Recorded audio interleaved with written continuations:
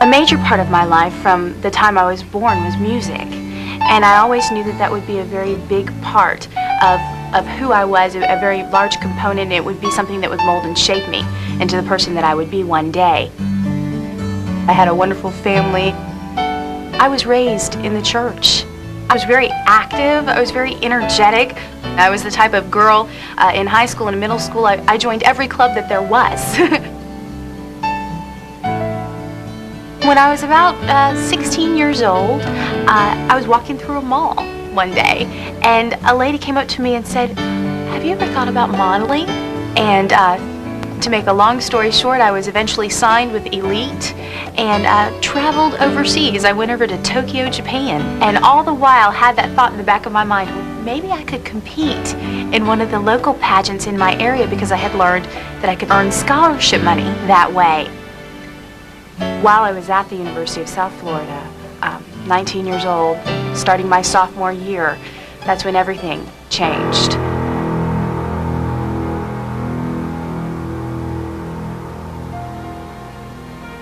All of a sudden I got a flu or got some kind of virus that just wouldn't go away.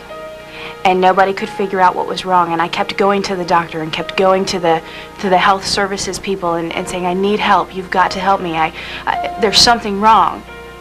I was tired, very tired, and I thought maybe that's just normal for a college student. I was thirsty all the time and losing weight dramatically. Eventually I got so sick that my body was completely dehydrated, and I was deathly ill.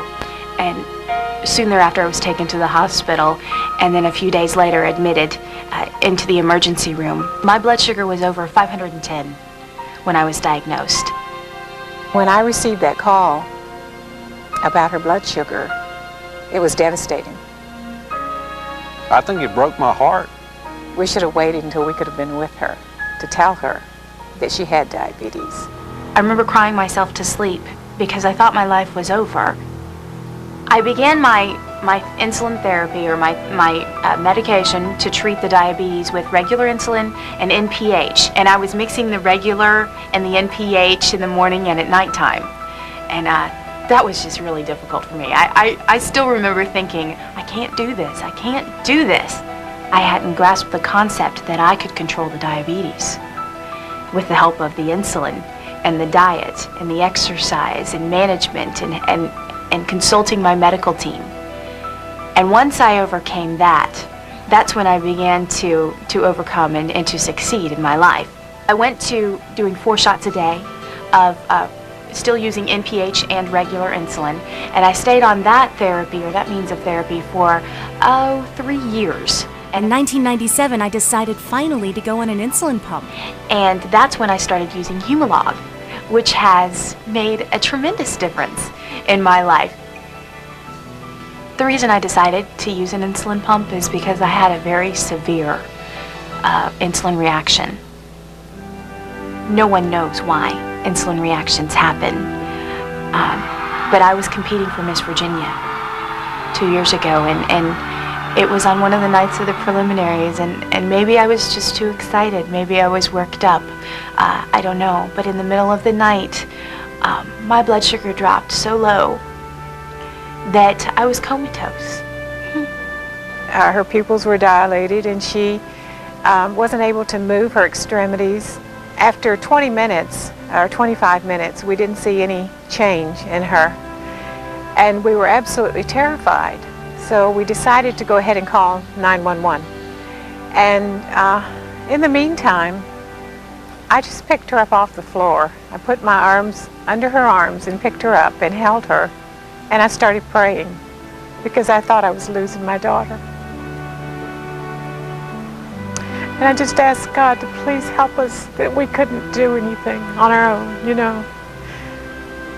And when I stopped praying, she opened her eyes and said, "Mom, does anybody know?" And I told her no, nobody knew, you know, that we were just there in the room alone. And I knew, though, that she had come out of it and we were going to be okay. She was all right. She was coming back around. So we were thankful, and being the person that she is, she went ahead and competed that night in talent, and she was absolutely awesome. Let the music start to play.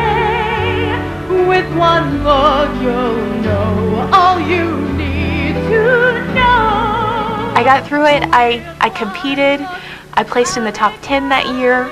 And right after, I had somebody come to me and say, don't ever try this again. You'll never win.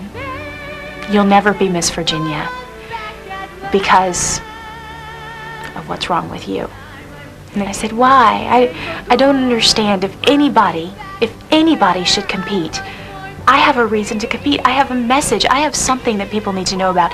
They need to know about this disease. I'll be free. It was an interesting situation. My second try at Miss Virginia, I was 24, and the age range of eligibility to compete in the Miss America program is 18 to 24.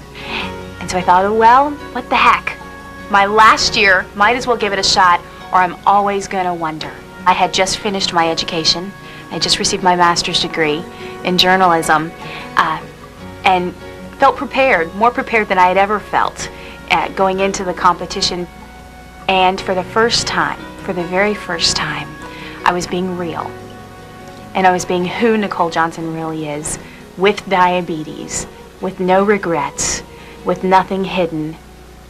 Nicole, besides educating people about the early detection and general understanding of diabetes, what other steps will you take to fight the spread of this disease?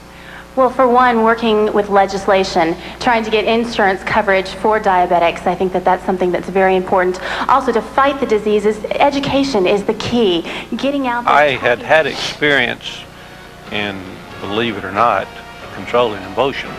That's life. That's what the people say. Riding high in April, shot down in May. But I know.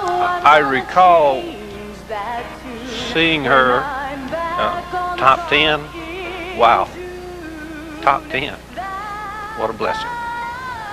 Top 5. Ooh, that was close. Number 5. Each time I find myself a light on my face, I pick myself up and I get back in the race.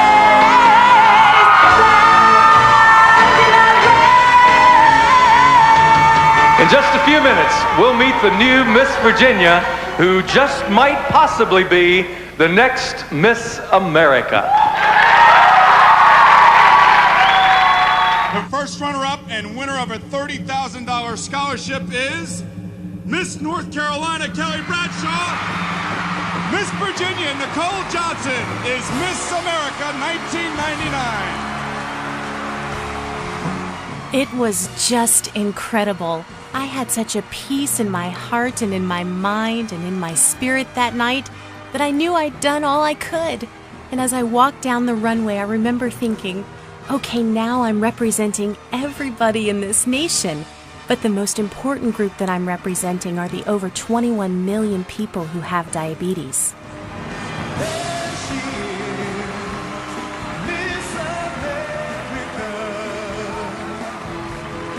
Life has been given to me in a way that nobody else could ever give it. I should not be sitting here before you today. Defies all odds. It really does. It's a dream come true for me. It really is. And I'm being able to do what I love, and that is share my heart and hopefully touch other people's hearts in the process.